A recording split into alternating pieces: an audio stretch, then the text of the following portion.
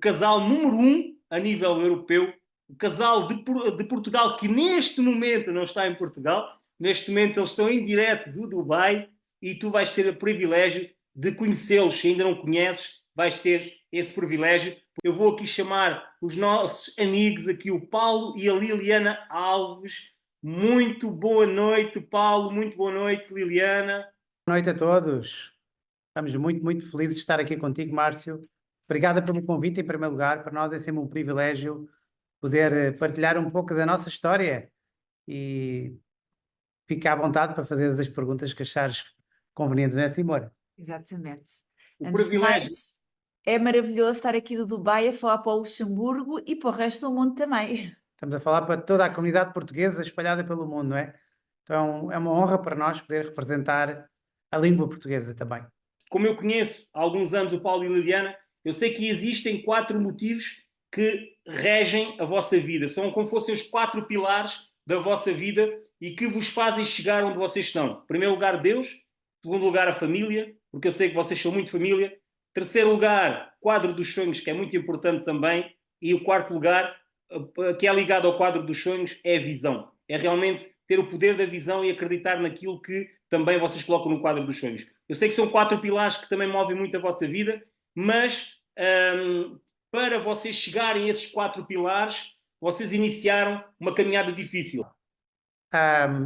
Bom, acho que vou começar pela Liliana, porque na verdade tudo começou há 17 anos atrás num hospital, na verdade. Foi assim que começou a nossa carreira. Nós, na verdade, fomos preparados ou treinados, posso dizer assim, para atingir o sucesso da pior forma, não é? E eu digo sempre, espero que ninguém tenha que passar por algo difícil para valorizar o facto de estarmos vivos e de podermos ter mais saúde e de podermos ter uma qualidade de vida melhor, não é? Mas eu penso que a Liliana é a primeira pessoa que deve falar porque foi ela que passou pelo processo mais difícil, não é? Eu apenas acompanhei, mas acho que é importante ela falar um bocadinho sobre essa Mas parte. eu passei um processo difícil a dormir. Tu passaste pelo processo difícil acordado. Sim, bem, acho que é importante Não é? partilhares o que é que se passava na tua cabeça, eu também posso partilhar depois.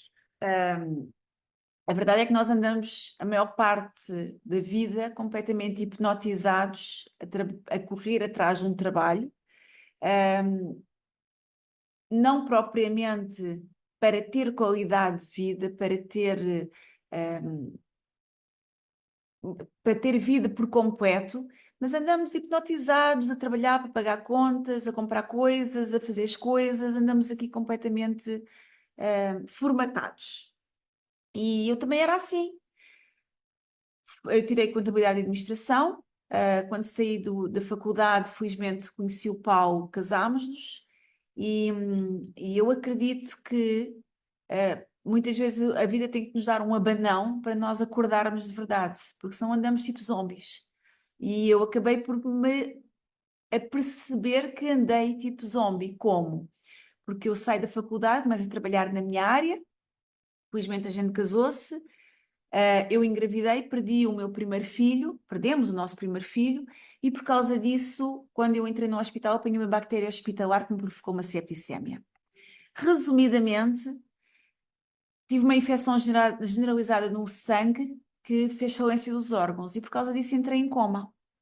Hoje é-me fácil falar porque eu percebo o porquê, mas na altura eu não percebia. Na altura eu não percebi porque é que me estava a acontecer aquilo. Tu não querias era voltar para a vida que te levou para aquele coma, não é? A vida de stress. Sim. Há várias razões que fazem um aborto retido, não é? Às vezes há questões de saúde que nos acontecem, tem muito a ver com o estilo de vida estressante que nós vivemos às vezes, não é? E eu penso que também foi mais isso, não é? Tu não querias mais voltar para aquele estilo de vida Todos. que levou para aquele coma. Eu só dizia, meu Deus, se me deixaste viva não é para isto. Eu não quero isto. Eu não queria manter-me naquele ritmo de vida. Eu não queria aquilo. Era demais. Era demais. E fui obrigada a parar. A verdade é essa. Acabei por ser obrigada a parar. Mas fui obrigada a parar de uma forma tão dolorosa. E eu acho que foi a primeira vez que a gente sentiu que quando paramos, a torneira fechou, em termos de rendimento, não é? Porque eu dormia à porta do hospital 30 dias e a Liliana estava em coma, quer dizer que ao fim do mês, zero, não é? Zero. Não ganhámos nada, nem ela no trabalho dela nem eu no meu. Ou seja, ninguém nos paga pela saúde, ninguém nos paga por estarmos doentes. Depois pode haver ali um subsídio ridículo do Estado, mas a verdade é que as contas continuam a existir, não é? O banco não parou de me cobrar a renda da casa por eu estar em coma, não é? A água, a luz, as contas continuaram a existir, só que a entrada foi zero. E quando eu acordo do coma, eu quis lá saber de contas. A verdade é que eu não quis saber de despesas, não quis saber nada disso, eu quis saber da minha recuperação. E, mas toda a experiência que nós acabámos depois por aprender de recuperação, de resiliência, de paciência, de fé, de foco, foi um grande treinamento, foi a escola acelerada da vida, foi mesmo a escola à bruta. Ou aprendes ou aprendes. Ou aprendes ou ficava sem andar, sem ver, sem Os mexer. médicos diziam que ela não podia voltar a andar ou porque ia ficar com problemas, como é que se diz?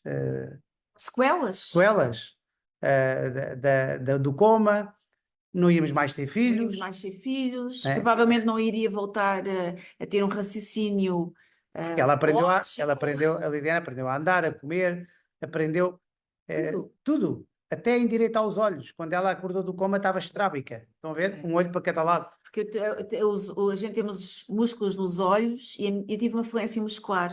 Então tudo o que era músculos desapareceu. Só para terem uma noção, ela tinha chamado um síndrome vertiginoso. Bastava ela andar de carro, desmaiava, porque ela não conseguia ver a velocidade de ver as casas a passar e os carros. Os olhos dela não conseguiam estar abertos. Não é? Então não é que não seja preciso nós chegarmos mesmo ao fundo do poço. Porque foi devido, não é que nem era fundo do poço, mais para lá não dava para ir. E quando eu percebi que estava viva, eu só tinha uma hipótese, era viver o melhor possível nas condições que tinha. E na altura ficar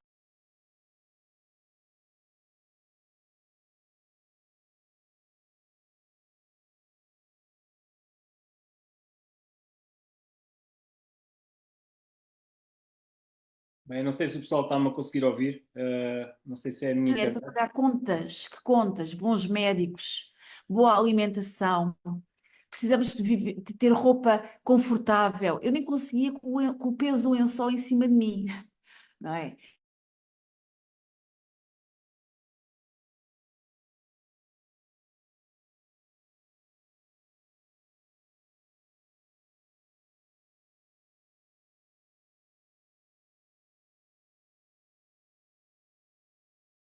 Habilidade, sim, ainda tive um ano a trabalhar num gabinete administrativo, tinha que atravessar a IC19, que era de Sintra, praticamente para Lisboa, Alvalade. Era muito complicado para mim, só que, assim, sem murmurar, porque a gente não pode murmurar, eu estava viva, eu tinha que agradecer.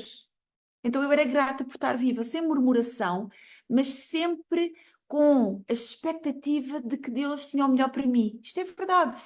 Eu tinha a expectativa, meu Deus, me deixaste viva não é para isto. Tem que haver mais, tem que haver diferente, tem que haver melhor. O quê? Não fazia a mínima ideia.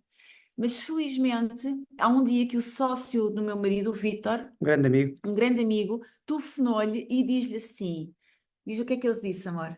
Tenho aqui uma oportunidade única que vai mudar a tua vida. Que tem a ver com vendas diretas inovadoras. Eu não sou muito de vendas, tímido, não é para mim, de certeza.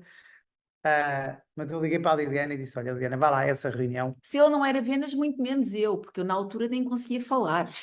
Eu disse à Liliana: Olha, vá lá tu a essa reunião e olha, ele de certeza que tem uns produtos para vender. Faz o seguinte: compra um pacote maior, ele assim nunca mais me vai chatear.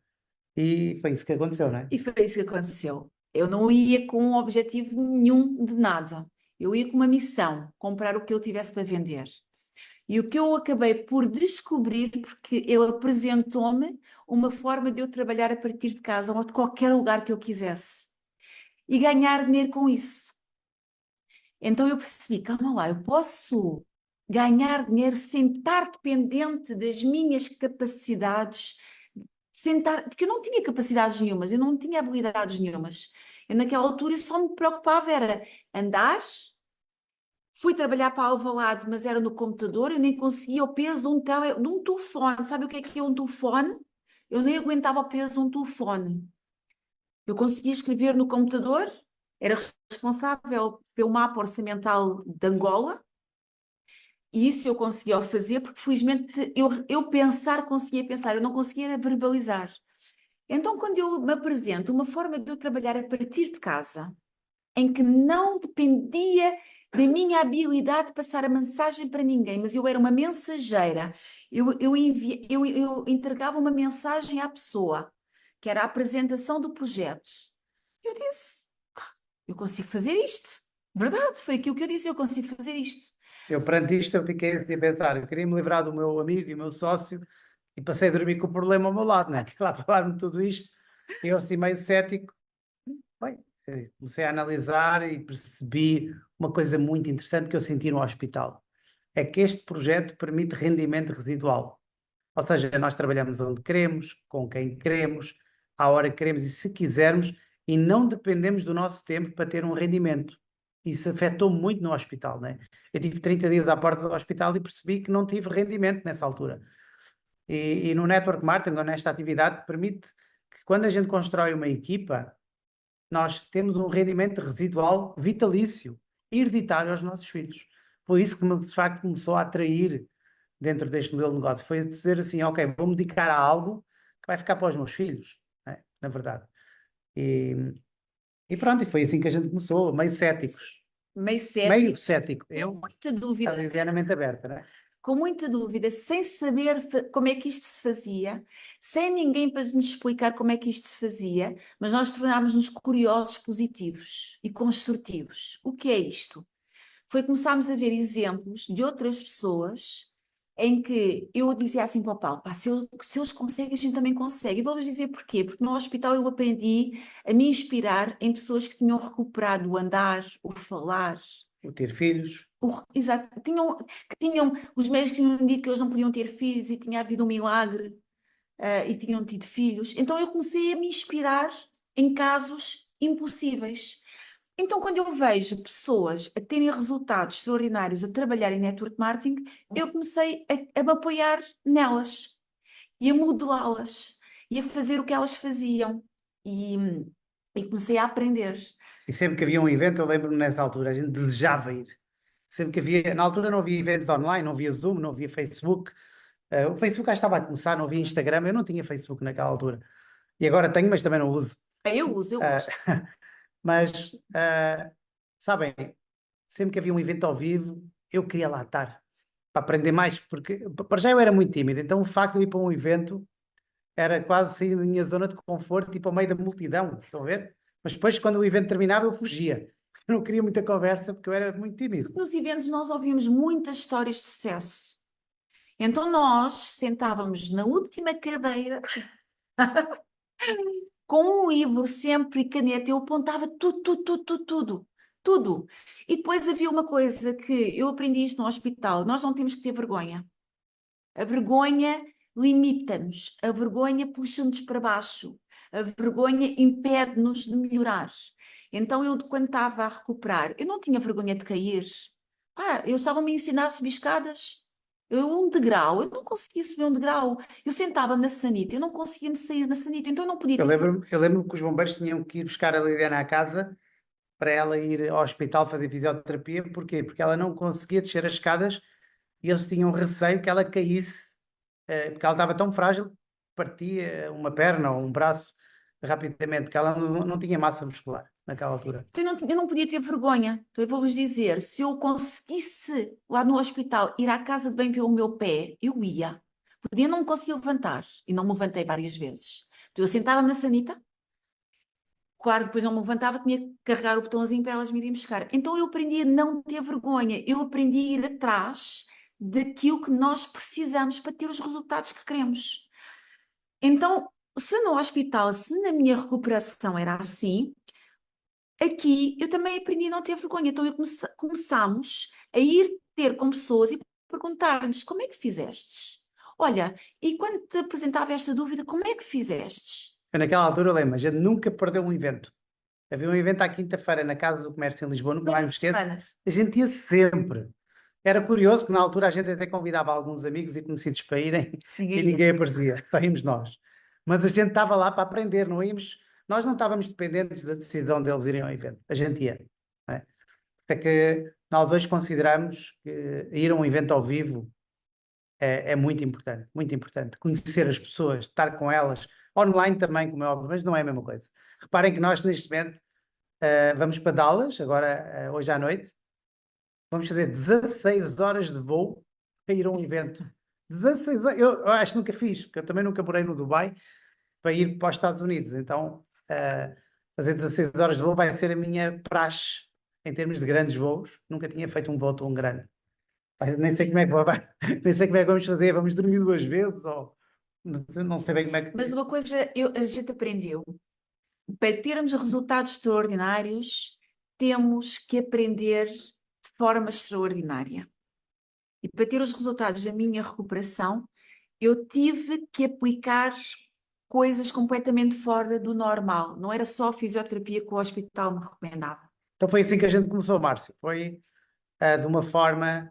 Aliás, deixa-me dizer, tu estás no bom caminho, porque eu tenho visto consecutivamente fazer as lives, a sair da tua zona de conforto. Lembro perfeitamente da tua primeira live e tu hoje és uma pessoa que estás muito. Até estás à vontade mais. Eu acho que estás mais à vontade do que eu com as câmaras já, porque sinceramente as câmaras também não é a minha praia.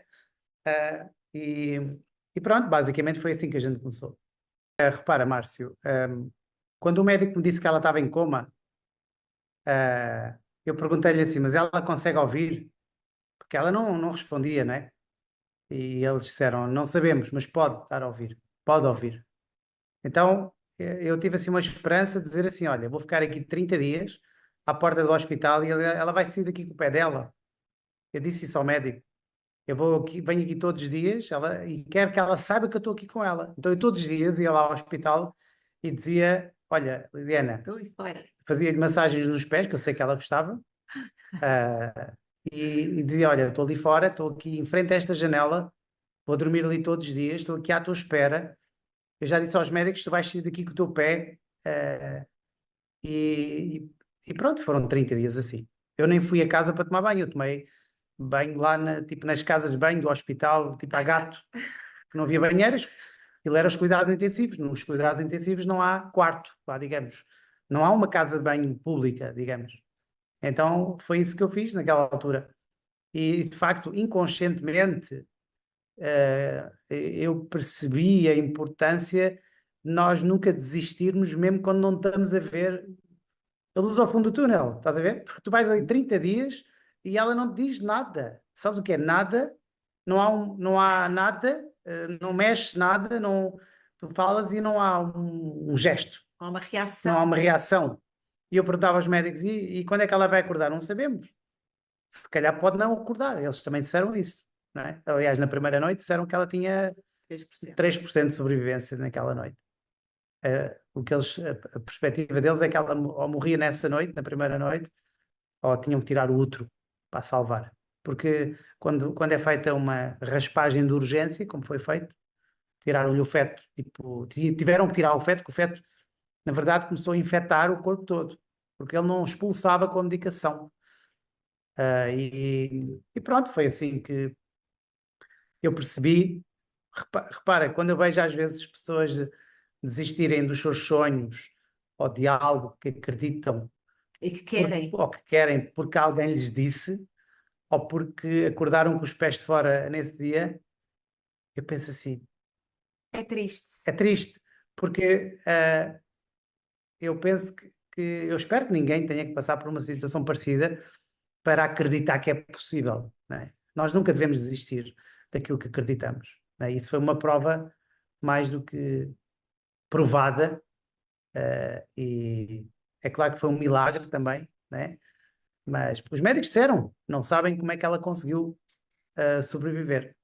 Nunca naquele hospital viram umas análises assim, nunca. Estamos a falar do melhor hospital do país, que na altura era a CUF Descobertas, né? Então foi assim surreal, surreal. Dizer que é tudo para honra e glória de Deus e não a nossa. De onde a gente veio e para onde a gente vai, são portas que Deus vai nos abrindo. E a nossa recuperação, tanto a minha como a dele, foi um milagre. E que aquilo que a gente sempre desejou foi que por aquilo, por aquilo que nós passamos, que isto sirva para alguém, que sirva de alguma forma para alguém. Então é assim, a Liliana e o Paulo, nós somos os mesmos quando nos casámos em 2005, não é? Eu acho que é assim, nós na vida nunca perdemos. Ou nós ganhamos, ou aprendemos. Então, eu acho que esta fase da nossa vida foi um aprendizado para o resto da nossa vida. Foi aprender a nunca desistir, aprender a fazer tarefas básicas diárias, Todos os dias, todos os dias, endireitar os olhos, aprender a comer, aprender a andar. Eu nunca tinha tido filhos naquela altura, né? Portanto, eu não sabia o que era, tipo, ver uma pessoa nascer. Eu via a Lidena renascer, nascer, aprender a andar, aprender Só que em adulta. em adulta. Então, foi um aprendizado que foi importante para a nossa vida. Hoje, qualquer coisa que seja difícil, sabem? Hoje, quando eu vejo qualquer coisa difícil, nunca mais me esqueço imagina, Márcio, tu não vês a luz ao fundo do túnel, então eu quando estava sozinho, porque eu passava ali passei ali 30 dias à porta daquele hospital, imagina, né? Eu não podia estar sempre dentro dos cuidados intensivos. Então, eu estava muitas vezes sozinho cá fora. Então, eu tipo, dava voltas ao hospital, eu devia ter feito uns quilómetros, estás a ver? Alguma maratona, coisa do género, à volta daquele hospital. Mas é interessante pensar sobre isso hoje, porque sempre que eu tenho um desafio super difícil na frente, ou em frente qualquer, sabem, adversidade, ou alguma pessoa fala mal comigo, eu hoje sou uma pessoa muito mais bem preparada para encaixar e pegar na dificuldade e no problema e transformar numa oportunidade. Eu aprendi a fazer isso, entendes? Porque há uma coisa que nós a partir daí aprendemos e nunca, não nos veem de forma nenhuma a fazer. Nós nunca murmuramos. Nós nunca reclamamos. Nunca. Eu vejo sempre o copo meio cheio do que meio vazio, sempre. Qualquer coisa que nos acontece na vida, a gente encara dessa forma. Não vale a pena. Não vale a pena. Não vale a pena a gente olhar para o copo meio vazio. A gente olha sempre para o copo meio cheio. Perante aquilo que nos aconteceu, isso é que é mais importante do que a vida. Ou é injusto, ou não deviam ter tomado esta decisão, ou os médicos decidiram mal, ou os médicos fizeram mal. Os médicos, só para terem uma noção, não é? Isto agora é interessante esta questão. Os médicos decidiram mal. A Lidiana entrou numa sexta-feira no CUF de Descobertas, que é considerado o melhor hospital do país, e não foi feita uma análise ao sangue. Vocês acreditam? Isto aconteceu. Tanto que no final, depois do seguro pagar a conta, não nos deixaram pagar o resto. E a gente pode ver assim, vamos processar o hospital, vamos... criar uma rebelião. Sabem? Não. Sabem porquê? Porque se entrássemos ali numa rebelião, o hospital, a Lidiana ia passar por problemas gravíssimos na vida dela. Querem dizer que são os meus pais. Vai lá que os teus pais estão ligados. Ia passar por uma situação, se calhar, de depressão, porque a gente queria esquecer o caso. A gente queria que a Lidiana esquecesse, porque sempre que ela começava a falar, naquela altura, ela começava a chorar, automaticamente. Assim que começávamos a falar da questão. Imaginem o que é... Vou dar um exemplo, né? Tínhamos um problema nas mãos para resolver. O problema foi resolvido, ela saiu com saúde, começou a recuperar, não sabíamos se ia ficar com efeitos secundários ou não. Os médicos diziam que sim. E filhos era impossível, logo. Tiraram logo essa questão. O seu útero não é um útero já. É uma coisa assim, com outra forma. Esqueça ter filhos. Foi logo a primeira coisa que eles disseram. Hoje temos 2. Então, mas, sabes, se a gente tivesse ido para o tribunal, vou dar um exemplo, né? Porque há muitas vezes acontece-nos um problema na vida e eu vejo tantas vezes as pessoas entrarem por um caminho de, sabem, de discórdia, de agora vou fazer isto e vou fazer aquilo. Isso pode ser mau para a tua saúde. não é? E se a gente tivesse entrado nesse caminho de processar o hospital, entrar em tribunais, advogados, durante 10 anos, que é o que acontece às vezes em Portugal para resolver um problema desse género, se calhar a Liliana teria ficado com problemas psicológicos, se calhar não tínhamos tido filhos, não é? Porque às vezes tu para teres filhos, psicologicamente tu tens de estar bem, não é? E a gente optou por não ser rancorosos e abençoámos aqueles médicos que salvaram. Não os médicos que falharam, porque houve alguém que falhou ali. Como é que é possível? Uma pessoa entra com uma infecção, é internada e não há uma análise ao sangue, não é? Então, a gente agradeceu todos os médicos que cuidaram da Liliana depois do problema. Uma coisa, eu aprendi que onde há guerras e contendas, o espírito não é bom. Eu aprendi isto. Então, tudo que tem a ver com guerras, guerrinhas, resílias, não é bom. Não é bom. Sabes que isso às vezes acontece? Agora transpondo para o nosso negócio. Sim, Às vezes isso acontece na vida e nos negócios. E às vezes as pessoas arranjam problemas de saúde porque seguem num caminho que psicologicamente não é bom para eles. É uma energia super negativa. Entendes? Então a gente aprendeu a viver o copo meio cheio e não meio vazio. Sempre, durante 17 anos. Eu vou resumir esta oportunidade em 5 pontos. A primeira é que é um produto super impactante que está a mudar vidas por todo o mundo. É impressionante. O Márcio já vai falar sobre ele, mas essa é uma pessoa que vos convidou a ver esta live para vos mandar testemunhos. Se calhar de alguma curiosidade vossa ou de algum problema de saúde que vocês têm. Isto não foi feito para pessoas doentes, feito para pessoas saudáveis que querem mais saúde, prevenção. É óbvio que o produto tem mudado a vida de muitas pessoas. O segundo ponto é que é um produto com rápidos resultados. A Liliana, 2 horas depois de colocar o PET X39, tinha uma dor aqui no ombro, passou a dor, ela estalou, buscou sozinha, nunca tinha acontecido. Então é um produto que tem resultados rápidos, não quer dizer que vai toda a gente funcionar no primeiro dia. A minha sogra foi 6 semanas. A sogra tem sempre uma surpresa para nos apresentar, não é? Então, foi 6 semanas que demorou a ter resultados. Pois é uma responsabilidade social o produto. Eu acho que eu não considero a LifeWave um negócio. Eu considero a LifeWave uma responsabilidade social. Todas as pessoas deviam partilhar, pelo menos com pessoas acima de 25 anos, que é quando as células estaminais começam a adormecer e toda a gente deve reativar as suas células estaminais porque pode mudar completamente a sua vida. É o que eu acredito. E é o que os estudos científicos provam, que isto tem estudos científicos. Existe uma patente aqui por trás e estudos científicos que provam isso. Depois, estamos a falar, entrando agora aqui um pouco no negócio, somos pioneiros no mundo. É incrível.